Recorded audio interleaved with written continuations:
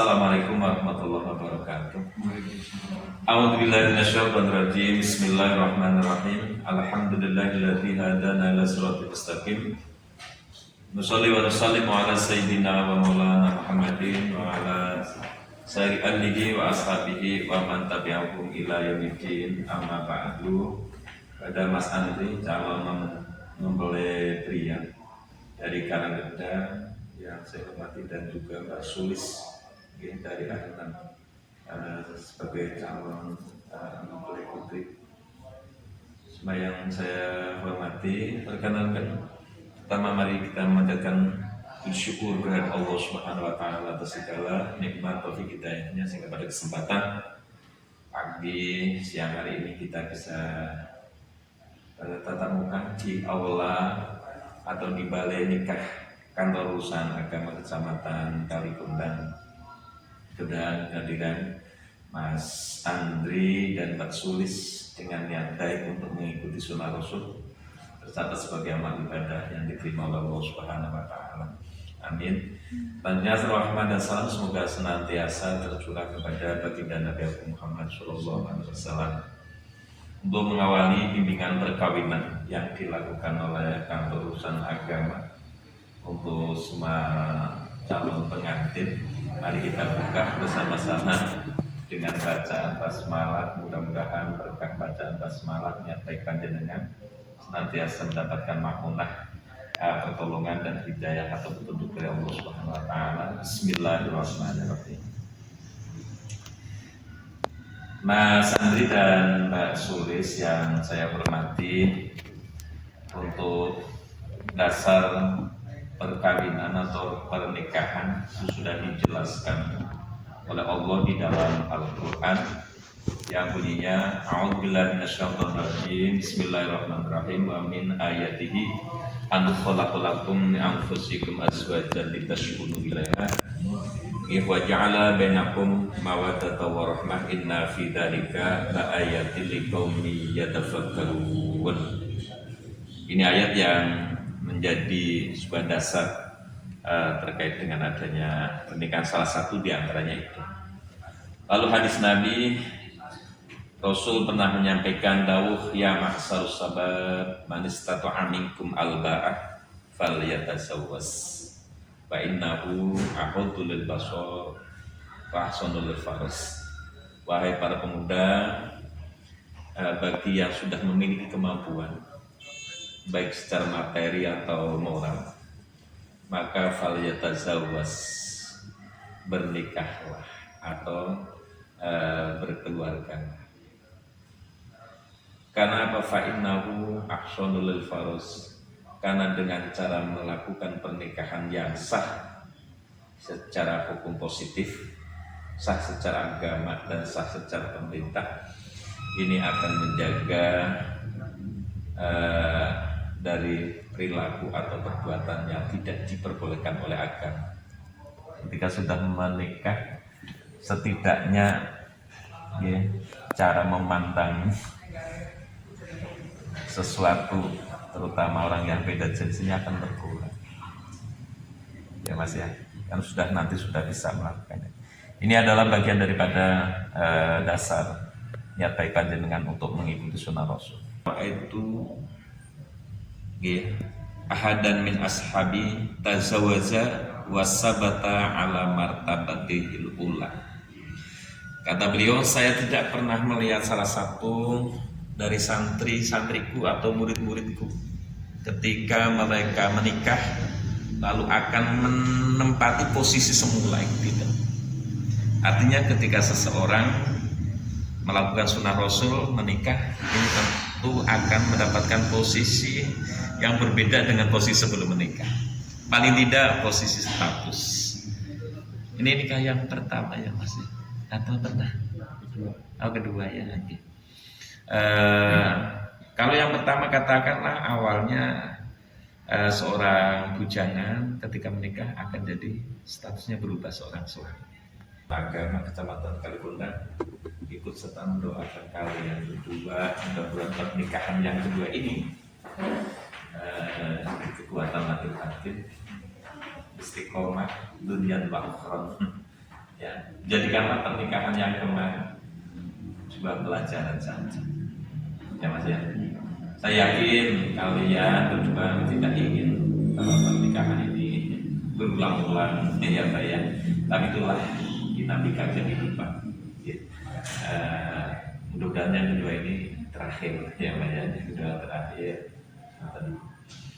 Maka karena ini adalah merupakan sebuah ibadah, perlu niat yang baik bahwa nikah ini bukan hanya untuk memenuhi kebutuhan biologis, tapi banyak hal, terutama itu mencari ridho Allah untuk beribadah. Salah satu hal yang perlu diperhatikan ketika nanti menikah, karena panjenengan juga sudah pernah, terutama sekali Mas Andri, ya, pernikahan ini dianggap sah secara agama dan secara pemerintah apabila sudah memenuhi rukun 5 itu. 1, calon suami, calon istri, dan sudah ada. Yang kedua adalah wali. Besok wali itu bapak ya. Yang ketiga, yang keempat yaitu keberadaannya saksi, 2 orang saksi. Yang kelima yaitu ijab kabul. Besok karena kehadiran saksi ini adalah merupakan salah satu yang menentukan keabsahan pernikahan panjenengan, maka saksi yang akan didatangkan jangan sembarangan ambil apa bisa, karena salah satu syarat saksi harus paham dengan apa yang disampaikan oleh seorang wali pada saat menikahkan putrinya, dan paham dengan apa yang disampaikan oleh seorang pria ketika melakukan ijab. Kalau bahasa Indonesia barangkali banyak yang sudah paham lah ya. Kalau bahasa Arab ya setidaknya wali dan calon mempelai pria ini sudah memahami itu, dan juga saksi. Surat sana pakai bahasa Indonesia, pakai bahasa Indonesia. Meskipun ini semua paham, kadang-kadang saksi di saat proses pernikahan itu kurang memperhatikan. Ya, kedatangannya itu kan untuk menyaksikan proses ada nikah yang sebenarnya. Ketika ya harus tahu status hubungan antara calon mempelai pria dan mempelai putri, apakah ada hubungan nasab atau hubungan mahram dan sebagainya. Tapi ini karena beda desa sih insya Allah, tapi meskipun beda desa, beda kecamatan, tadi mungkin saja ada yang seperti itu setidaknya. Tapi dalam hal ini biasa sudah dilakukan beberapa syarat terkait dengan validasi data, insya Allah Pak Kepala sudah memeriksa itu, insya Allah. Karena adanya sumber data mulai dari KTP, KK dan seperti itu. Itu yang satu harus paham dan betul-betul menghayati proses akad nikah itu. Padahal kalau hanya sebatas mengambil sedang berjalan proses akad nikah, malah pikirannya kelihatannya ya kesana kemari, kan dilihat dari raut muka dan pandangannya itu belum menjawab dan sebagainya. Itu diantaranya. Maka besok kalau mendatangkan saksi mempunyai, biasanya ada keterwakilan dari keluarga laki-laki, ada yang perempuan yang lain. Yang satu itu paham dan menghayati proses pelaksanaan. Yang kedua, syarat seorang saksi adalah memiliki sifat adalah. Bahasa yang mudah diterima, saksi tidak pernah melakukan dosa besar seperti pembunuhan, musik dan sebagainya, ya. Atau tidak meninggalkan ibadah, minimal sholat saja, minimal bila orang yang sholat, karena ini mempengaruhi terkait dengan keabsahan pelaksanaan akad. Maksudnya Mas, monggo siapapun lah boleh dari keluarga laki-laki dan perempuan. Terus yang kedua dengan ijab kabul, besok yang akan menikahkan laki-laki sama Pak Kepala Kada. Berapa yang baik? Iya, sih bisa yang panjang kan khutbah nikahnya, pesan-pesan agama terkait dengan pernikahan. Kalau pelaksanaannya sih tidak begitu banyak. Nanti memanggil Mas Andri, ya, iya. Saudara saya nikahkan dan saya akan jodohkan dengan putri saya yang bernama Susi. Jadi pada saatnya jenengan untuk menerima pernikahan itu jenengan bisa solusi tahu yang solusi apa Pak? Masih apa? Masih ya. Iya. Apalagi sekarang sering dicontohkan di sinetron itu. Tapi paling tidak ketika mengucapkan itu dihayati benar-benar dan diresap sampai hati. Jadi upayakan menggunakan intonasi yang baik, jangan terkesan bermain. Karena berdasarkan beberapa kali pengalaman, karena banget hafal menyampaikan jawaban itu, sehingga di ujungnya malah audien yang ikut hadir tertawa karena kelihatan kesan lucunya. Ya saya terima nikah dan kawinnya Mbak Sulis contohnya untuk diri saya sendiri dengan mas kawin dibayar tunai. Begitulah caranya sehingga kesannya itu bertanya jangan seperti itu ya mas. Itu cara yang perlu dipersiapkan. Dipersiapkan biar nanti pada saat pelaksanaannya meskipun 2 kali, yang kedua biasanya ada sedikit unsur deg-degan dan sebagainya. Bayang mendoakan ya Pak. Terus berikutnya Mas saya tadi sudah matur untuk pernikahan yang pertama jadikan sebuah pengalaman pelajaran, sebuah pengalaman pelajaran jika untuk kedepannya untuk tidak terulang lagi. Saya berdoa seperti itu. Terus berikutnya tentu terkait dengan kewajiban seorang suami yang merupakan hak daripada seorang istri. Sudah panjenengan pernah mengalami ya mas ya, begitu juga kewajiban seorang istri yang merupakan hak daripada seorang suami. Nah prinsipnya satu, untuk seorang suami yaitu melakukan ma'asal bil ma'ruf, mempergauli istri dengan baik penuh rasa kasih sayang. Di antaranya cara bersikap tertutup kata, ya mas itu karena istri sama-sama manusia memiliki perasaan sama sebagaimana layaknya manusia, meskipun status beda laki-laki dan perempuan.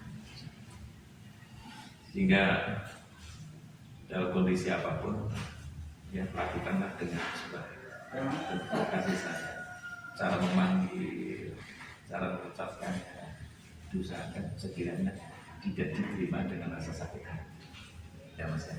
Syukur sebagai bahasa atau emak ya atau guru ikhlas syukur paling tidak untuk mengurangi volume berbicara dalam bahasa. Kan jarang ditemukan orang padu bahasanya itu diantara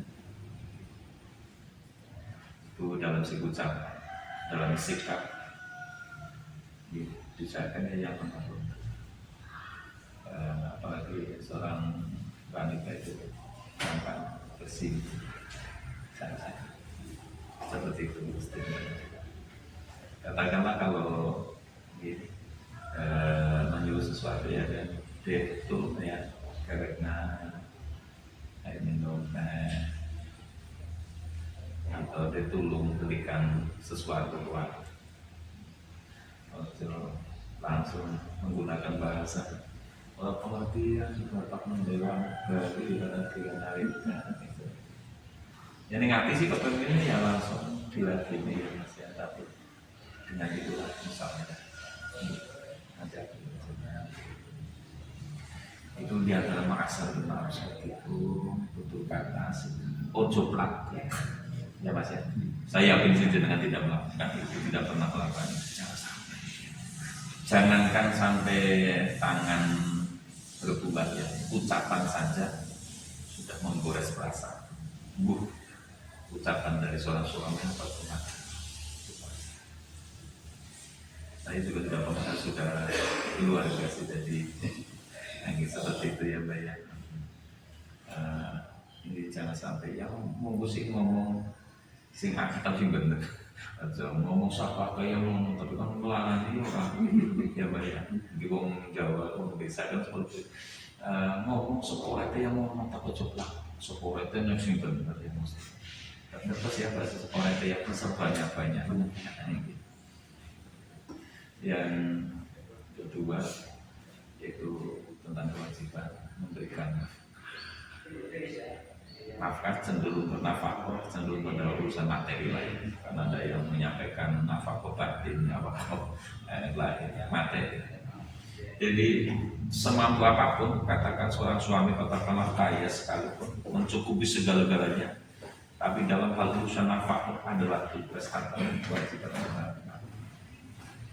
Maka ada pesan agama ketika orang sudah menikah itu al-kasbu ikuti nafsihi wa ikuti iyali, harus berusaha untuk mencukupi kebutuhan diri dan juga keluarga. Dalam hal ini keluarga istri atau pada saatnya akan dikatakan anak dengan meskipun nanti istri sudah punya anak itu anak pada senang dengan ibunya, harus senang dengan putranya. Apapun yang itu tidak sia-sia, apapun yang diberikan kepada keluarga, istri, anak, katakanlah anak, teman itu juga bagian dari kewajiban. Seperti itu ya Mas. Tidak boleh membedakan kebutuhan hatinya misalnya. Yang sakit hati itu nanti mama, ya yang sakit hati mamanya atau kakek, jangan sampai mengatakan bahwa kebutuhan hati. Jangan. Ketika ada suara dari luar pun sampai seperti itu harus ditepis. Oh, itu yang aku. Waktu langsung yuk malah tahu. Seperti itu ya satu mencari nafkah. Mau pulang ke Nabi SAW sudah berpengalaman usaha sesuai kemampuan dan profesi kalian. Tentu ya sesuai kebutuhan pada umumnya. Untuk makan yang layaknya sekitar masyarakat ekonomi seperti apa. Karena yang namanya nafkah berupa sandang pangan itu ya sesuai dengan umumnya. Ya umumnya umpamanya kalau kita ayam misalnya juga ya cukup di masyarakat tempe, sayur, ya cukup. Papan, sandang sehingga ketika ditanya ya Rasul menyampaikan ketika kalian makan istri harus makan, ketika kalian berpakaian istri harus